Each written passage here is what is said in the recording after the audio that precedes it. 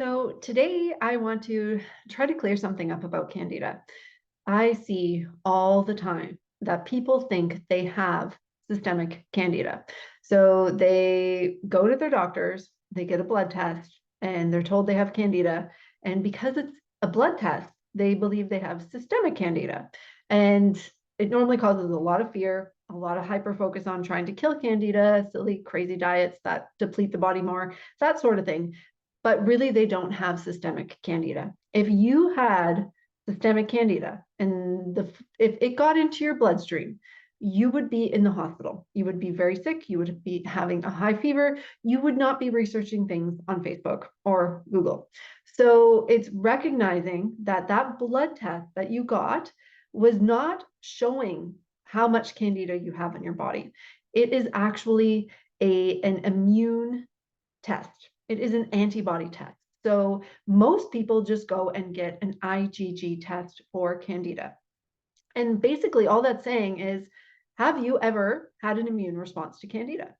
And the answer should be yes. You should have had an immune response to Candida. Now, if you haven't had an immune response to Candida in the past 6 to 12 months, then it might be negative. And in general, IgG tests are not very accurate because I can send you for multiple IgG food tests and they will all give us all sorts of funny results.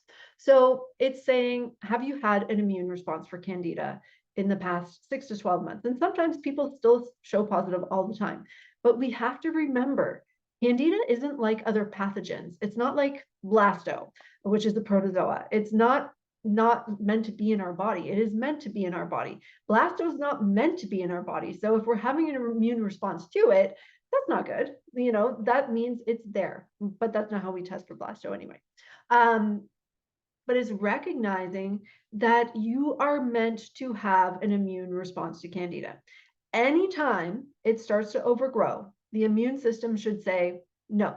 The immune system should kick on and keep it in check. That's what our immune system is meant to do.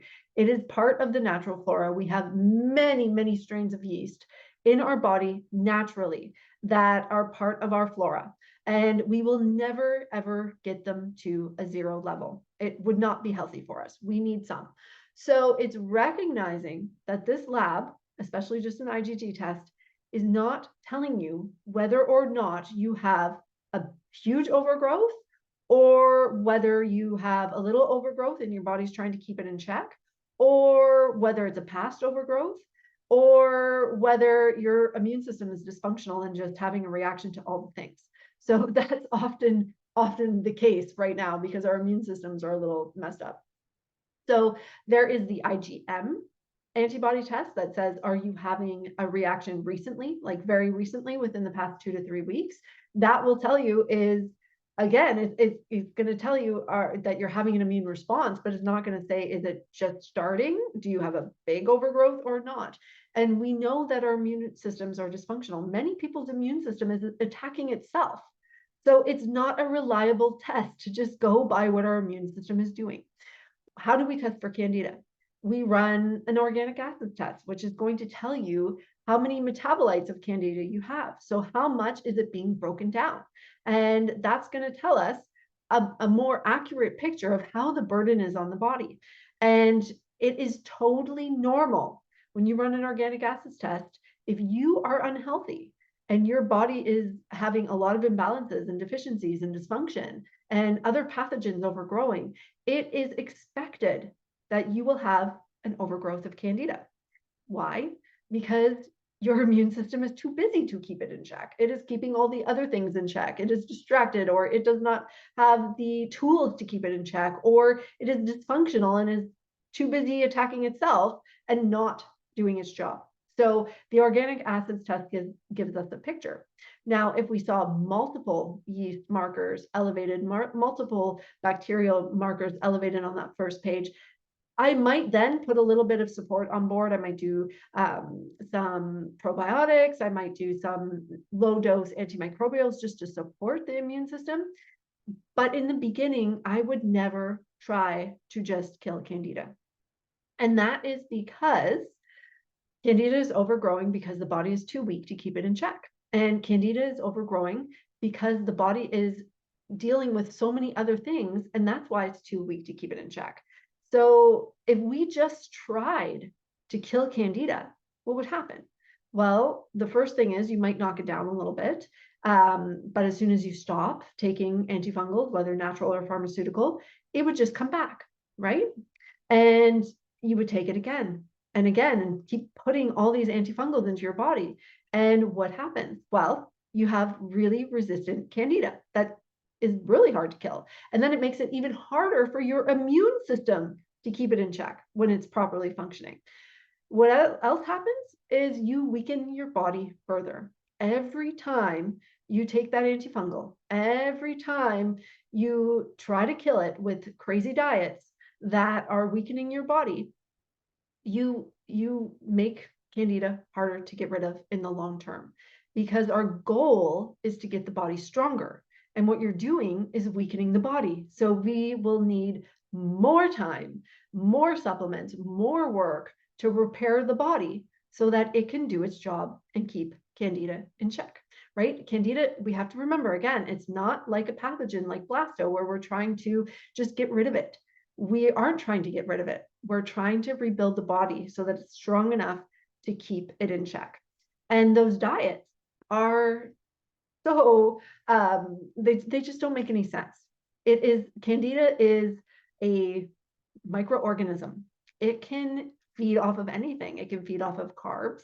It can feed off of sugar. It can feed off of fat. It can feed off of byproducts of other pathogens. It can feed off of anything, right? So it's not just feeding off of sugar and carbs. And so people go on these low carb diets and they cause dysfunction with their mitochondria, with their sex hormones. They cause the reverse T3 to go up. They literally put the body into breakdown.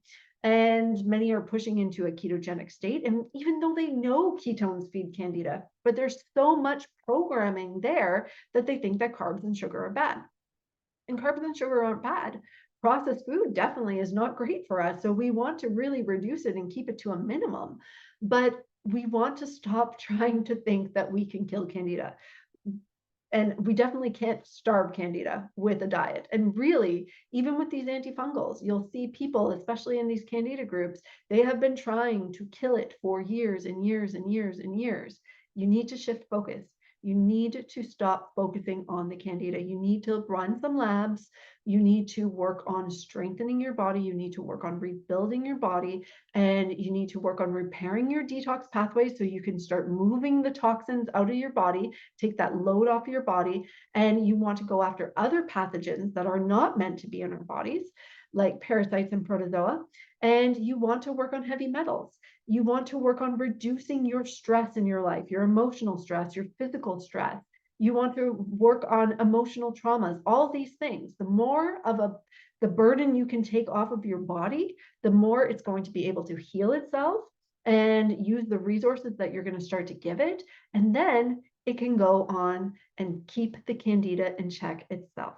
So shift your focus away from Candida, shift your focus to healing. You can learn a lot in my book, Heal Yourself. You can get a free copy at www.gethealyourself.com. It's also available on Amazon. It's available on Audible and at many different bookstores. And if you're looking for a practitioner, you can check out my website, www.sgintegrativehealing.com. And if you really have a passion for natural healing and you have a passion for helping others, then check out the Integrative Healing Academy, www.integrativehealingacademy.com, because you can learn to heal yourself, you can learn to run labs, analyze protocols, and then in the academy, we teach you how to build your business and how to start and scale your business so you can go out there and you can make a difference in the world and use the knowledge that you gain to help others.